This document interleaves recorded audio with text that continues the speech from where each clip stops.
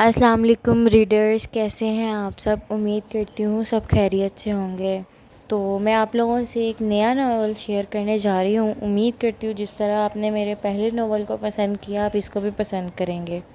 السلام علیکم، still love you season 2 قسط نمبر 64 اس قلم کم ایکے۔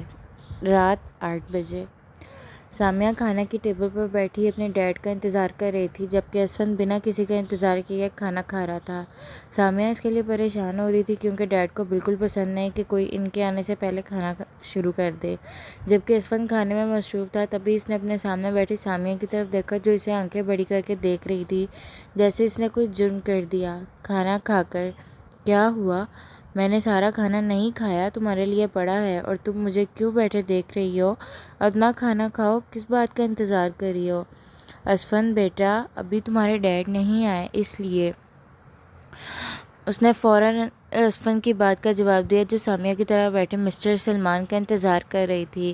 وہ میرے ڈیڈ نہیں، آپ کے شوہر ہیں، اپنے حصے سے جواب دیا اور سامیہ کی طرف دیکھا اور دوبارہ کھانا کھانا شروع کر دیا۔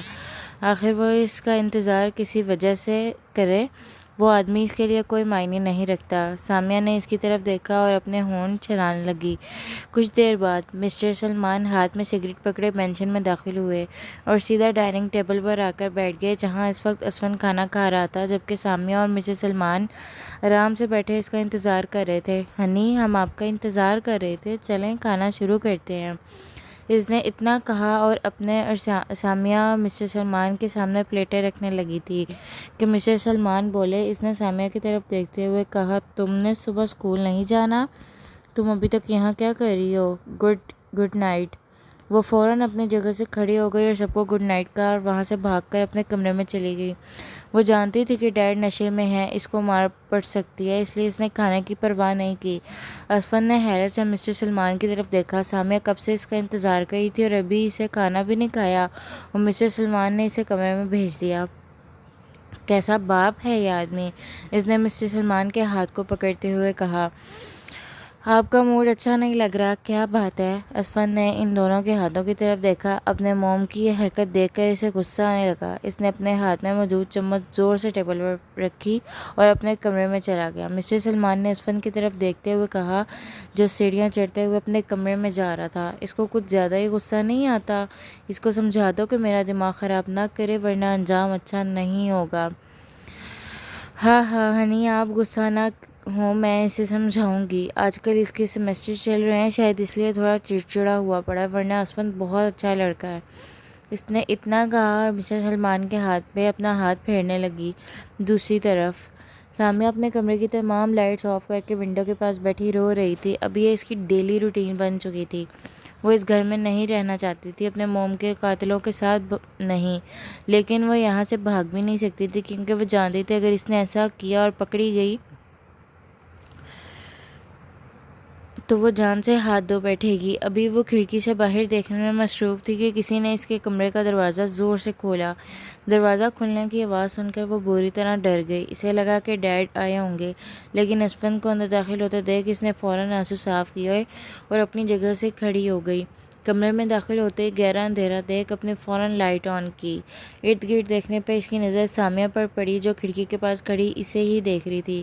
کیا یہ میرا کمرہ نہیں ہے؟ سوری، مجھے لگا یہ میرا کمرہ ہے، اس لیے میں اندر آ گیا، اس نے ہلکی آواز میں جواب دیا، جبکہ اس کی آواز بتا رہی تھی کہ وہ رو رہی تھی۔ آپ کا روم ساتھ والا ہے بھائی؟ اس کی آواز اور سجی ہوئی آنکھیں دیکھ کے اسے اندازہ ہو چکا تھا کہ وہ رو رہی تھی۔ لیکن کیوں؟ تم رو رہی ہو؟ نہیں تو، اس نے فوراً جواب دیا، جیسے وہ اس کی بات پر یقین کر لے گا۔ اپنے قدم اٹھاتا وہ سامیہ کے سامنے آ کر کھڑا ہو گیا اور اس کی آنکھوں کو دیکھنے لگا۔ تم جھوٹ بولنے میں نہایت بیکار ہو، تمہاری آنکھیں بتا رہی ہیں کہ تم رو رہی ہو، جبکہ تمہارے ہونٹ کہہ رہے تھے کہ تم نہیں رو رہی۔ اب آنکھوں پر یقین کیا جائے یا ہونٹوں پہ؟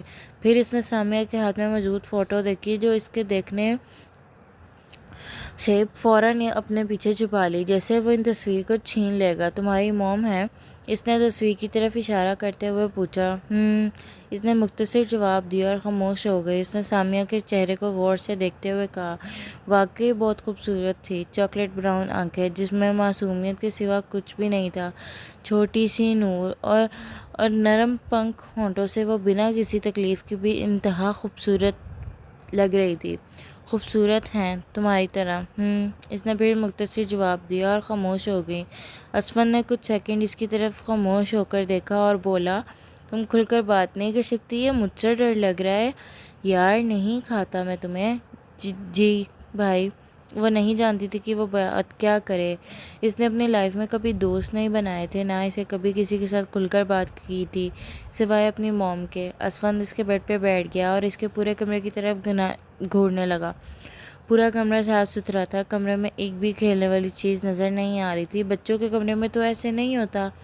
یہاں تک کہ دیواروں کا پینٹ بھی لائٹ کلر کا تھا۔ پورے کمرے کو دیکھنے کے لیے اسے کوئی رنگ نہیں ملا، پتہ نہیں کیوں، لیکن اسے عجیب محسوس ہونے لگا۔ لیکن اس نے سامیہ سے کوئی سوال نہیں کیا، جو اپنی جگہ پہ کھڑی مسلسل اسفند کو دیکھ رہی تھی۔